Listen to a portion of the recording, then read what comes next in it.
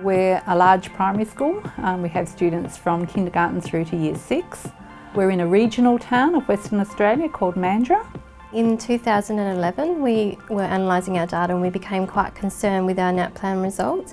We identified that 30% of our students were falling below national minimum standard in both reading and maths. We became aware of an expert in explicit teaching who was conducting programs in Melbourne, so we sent our deputy and 3 influential teaching staff over to view him in action and also to attend his professional learning. They then came back to the school and fed that information back to our whole staff, and that's where the process started. Once we'd actually got the explicit teaching model in place, then we decided to look at more explicit parts of explicit teaching. And so feedback was one of the things that we really wanted to look closely at because it was so important. Since explicit teaching was brought in and become a firm school direction, our performance management has been based upon it. Our focus has become feedback, and we were given a professional development on it, which had lots of data relating to the most efficient and effective feedback. So we had a look at John Hattie's research, giving feedback and what impact that has on students. And then we had a look at Dylan Williams' work and what he had to say about formative assessment. And we did quite a long session with our staff, what sort of feedback actually makes improvement. Success criteria are really important because micro skills result in big learning goals. And so it's very important to have very specific criteria because when you add those together, students end up with a result that is far greater than if you try and work on everything at once. Most of the questions that I ask of students throughout a lesson are really focused on the aims of the session, those specific learning goals and success criteria. Why is we got that comma after the adverb at the start of the sentence? Ashton? Because it's extra information. Because it's extra information. If we take that out, will our sentence still make sense? Yes. Yes, it will. Excellent. Questioning is definitely allowing the teacher to see whether the students know and are able to move forward, and that's that formative assessment, constantly making sure that the students are understanding, checking for understanding all the time.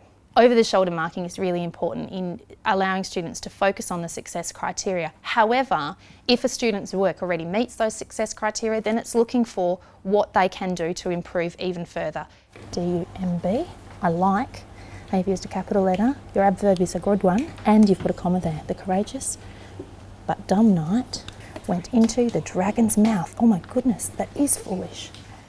The most important part of planning lessons is ensuring that you incorporate opportunities for feedback into your lessons. You need to make sure that you can check for understanding with the students at all points of the learning. Can I see hands up, please? All of those people whose partner effectively began their sentence with an adverb. Excellent. With your blue, I'm going to get you to underline a simple sentence that you've used. With the green, you're going to underline a compound sentence, and in red, you're going to find a complex sentence. During the lesson, I'll get the students to actually highlight particular things in coloured pencil. In the lesson that I've just done, I got them to highlight the 3 different sentence types. It gives me an opportunity to actually see if the kids can apply the knowledge that we've learned in an explicit teaching lesson back into a task. And this allows the students once again to reflect on their piece of writing, highlight what they've actually done, so they've got evidence of their learning. And you're going to have to edit your own work, but then you're going to have an option to actually give some peer feedback. What sorts of things would you offer in peer feedback? If they've got some words that could be improved, you could give them an option of a higher modality word. Peer feedback is valuable to both students, the reader and the writer, and the rubric guides what is desired to be obtained. The students try to come up with a positive statement, which is the star, and a wish, which is their critical feedback. What it does is it allows the kids to set a path for improvement for each other. I really liked your use of peel paragraph, and it was really evident how you did every single step and sentence. And my wish would be that you listed more solutions in your solution paragraph, because it was about litter, so there's a lot of different things you could do instead of just making laws about it. I would like to see your numbers written neatly inside the head and the belly of the seahorse. I need to see you using up that whole area. Can you have another go next to mine, please, to do the letter S?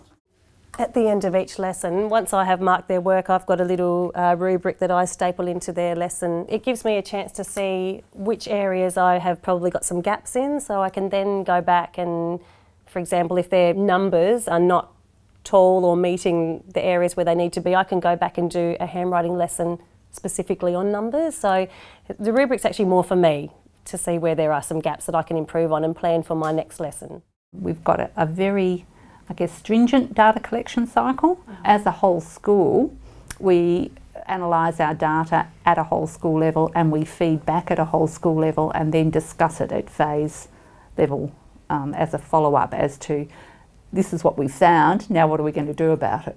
And we're able to do that, I think, because we've got scope and sequence documents also. So the scope and sequence for literacy and numeracy tells teachers what they need to teach every week. And therefore we can collect data from all students which tells whether they've achieved that for that week or not. Today the purpose of our phase meeting is to look at some results from the progressive achievement tests that our students completed in October this year. More specifically, we're going to have a look at the strengths and weaknesses that we've identified and what changes we can make to our maths scope and sequence documents.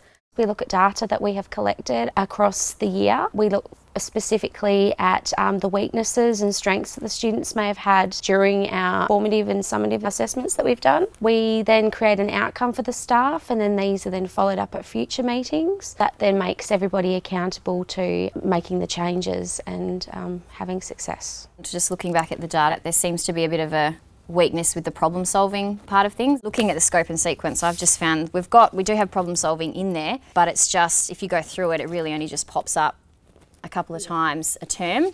We wanted every child to reach at least a certain level.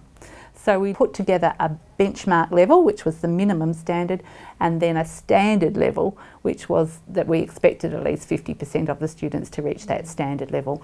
As our students have improved, our benchmarks have got increasingly more difficult and our standards have got increasingly more difficult. I think too, we've gone from teachers sitting at their desk to teachers moving around the classroom all the time and giving continuous feedback to students on an individual basis. So it's not at the end that they get that feedback, it's as they're moving forward they get that feedback.